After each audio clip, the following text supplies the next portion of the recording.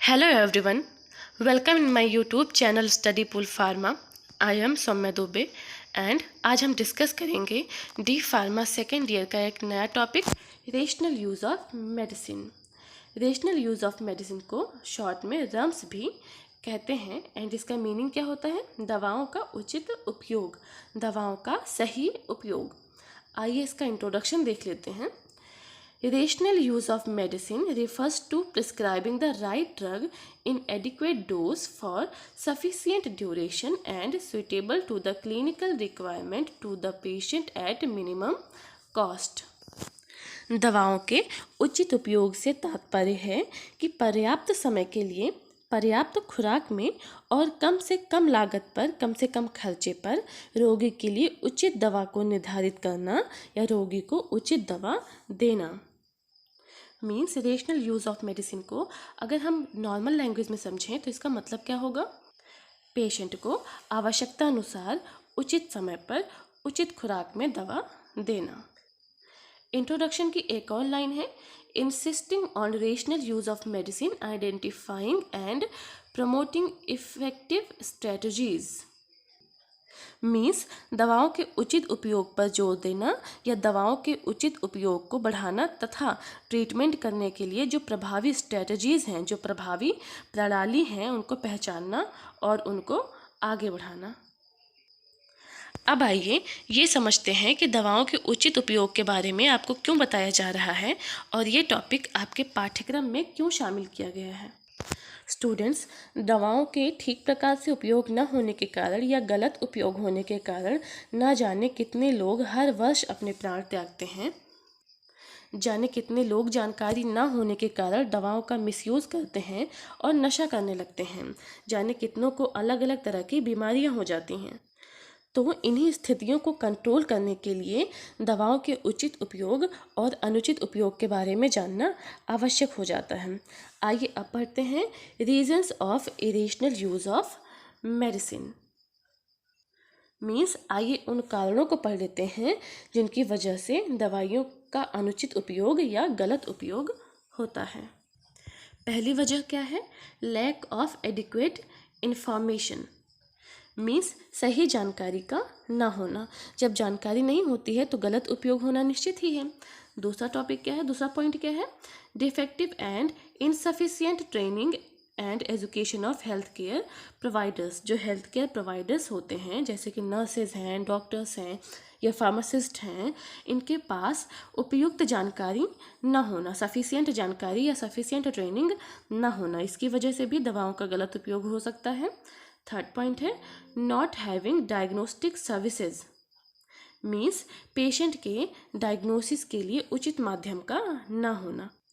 जब पेशेंट के डायग्नोसिस के लिए उचित माध्यम नहीं होता है, उनको पता नहीं होता है कि उनको क्या बीमारी होती है, क्या प्रॉब्लम होती है, तो इस स्थिति में वो क्या करते हैं कि कोई भी मेडिसिन लेना स्टार्ट कर देते हैं जिसकी वजह से उनको और भी दूसरी बीमारियां कॉज होनी शुरू हो जाती हैं।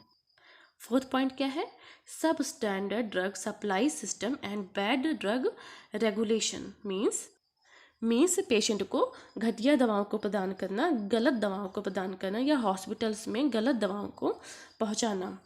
फिफ्थ पॉइंट क्या है? Promotional performance of pharmaceutical industries. Means जो औषधीय उद्योग होते हैं या जो दवाइयों की इंडस्ट्रीज़ होती हैं वो अपने प्रचार प्रसार के लिए गलत एडवर्टाइजमेंट करते हैं और सही जानकारी नहीं प्रदान करते हैं, जिसकी वजह से जब लोगों को सही जानकारी नहीं होती है तो वो मेडिसिन का गलत उपयोग करना शुरू कर देते हैं। अब आते हैं types of irrational use of. अभी तक हमने पढ़ा कि हम दवाओं का गलत उपयोग कैसे कर सकते हैं और इसके कारण क्या क्या हैं। आइए अब पढ़ते हैं किन तरीक़ों से दवाओं के गलत उपयोग हो सकते हैं। तो फर्स्ट पॉइंट क्या है? पॉलीफार्मेसी। पॉलीफार्मेसी को हम आमतौर पर एक साथ कई दवाएं लेने के रूप में परिभाषित करते हैं। जब कोई पेशेंट एक साथ कई दवाएं या 5 से अधिक दवाएं ले रहा होता है तो इस व्यवहार को हम पॉलीफार्मेसी कहते हैं। पॉलीफार्मेसी आवश्यक रूप से गलत सलाह तो नहीं है, पर कई स्थितियों में ये नकारात्मक प्रभाव डालता है, कई स्थितियों में ये नेगेटिव इफेक्ट डालता है। सेकेंड पॉइंट क्या है?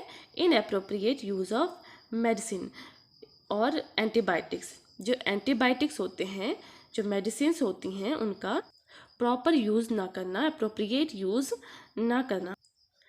थर्ड पॉइंट है एक्सेसिव यूज़ ऑफ इंजेक्शन, अत्यधिक मात्रा में, आवश्यकता से अधिक मात्रा में इंजेक्शंस का यूज़ करना। फोर्थ पॉइंट है not accordance with clinical guidance, clinical guidance के अनुसार दवाओं को ना लेना या अपना इलाज ना कराना या अपनी मर्जी से इलाज कर लेना। फिफ्थ पॉइंट है सेल्फ मेडिकेशन, मीन्स स्वतः ही इलाज करना, खुद से ही अपना इलाज कर लेना। तो ये सारी चीज़ें जो हैं वो गलत हैं और सेल्फ मेडिकेशन तो बिल्कुल भी नहीं करना चाहिए, क्योंकि जितना डॉक्टर देखकर आपको समझ सकता है कि आपको क्या प्रॉब्लम है, उतना आप खुद नहीं समझ सकते हैं। अब आइए आगे बढ़ते हैं। हमने अभी तक जाना कि रेशनल यूज़ ऑफ मेडिसिन क्या है, इसका इंट्रोडक्शन भी देख लिया और ये भी देख लिया कि हम इसे पढ़ क्यों रहे हैं। साथ साथ ये भी देखा कि इरेशनल यूज़ ऑफ मेडिसिन क्या है तथा इसके कारण और टाइप्स भी देख लिए हैं। अब आइए पढ़ते हैं कि WHO ने दवाओं के अनुचित उपयोग को रोकने के लिए तथा दवाओं के उचित उपयोग के लिए क्या क्या इंटरवेंशंस किए हैं या क्या क्या हस्तक्षेप किए हैं। ये देखिए यहाँ पे लिखा हुआ है WHO intervention to promote rational use of medicine. WHO के रेशनल यूज़ ऑफ मेडिसिन को प्रमोट करने के लिए इंटरवेंशंस मीन्स हस्तक्षेप। तो फर्स्ट पॉइंट क्या है, providing public education about medicine, दवाओं के बारे में पब्लिक को सार्वजनिक रूप से शिक्षा प्रदान करने के लिए प्रोत्साहित किया तथा इसके विषय में काम भी किया। सेकेंड पॉइंट है यूजिंग क्लिनिकल गाइडलाइंस, जो ट्रीटमेंट के लिए क्लिनिकल गाइडलाइंस होती हैं उनको सुनिश्चित किया तथा उनके पालन पर जोर दिया।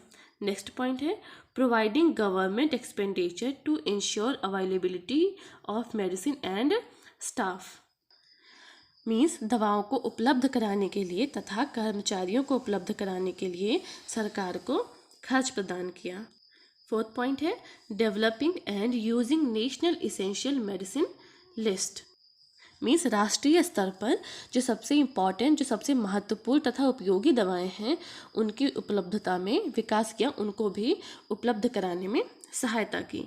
सिक्स्थ पॉइंट क्या है, फिफ्थ पॉइंट क्या है, establishing a multi disciplinary national body to coordinate policies और मेडिसिन यूज़, मीन्स WHO ने एक मल्टी डिसिप्लिनरी नेशनल बॉडी को स्थापित किया, मल्टी डिसिप्लिनरी नेशनल बॉडी को स्टैब्लिश किया। अब मल्टी डिसिप्लिनरी का मतलब क्या होता है, कई क्षेत्रों में काम करने वाला। तो WHO ने एक ऐसी नेशनल बॉडी की स्थापना की जो कई क्षेत्रों में काम कर सके और दवाओं के यूज़ के लिए जो पॉलिसीज़ बनाई जाती हैं उनके बीच भी कोऑर्डिनेशन बना सकें। नेक्स्ट पॉइंट है establishing a drug and therapeutic committee in district and hospitals, means जिलों में और अस्पतालों में दवा और चिकित्सा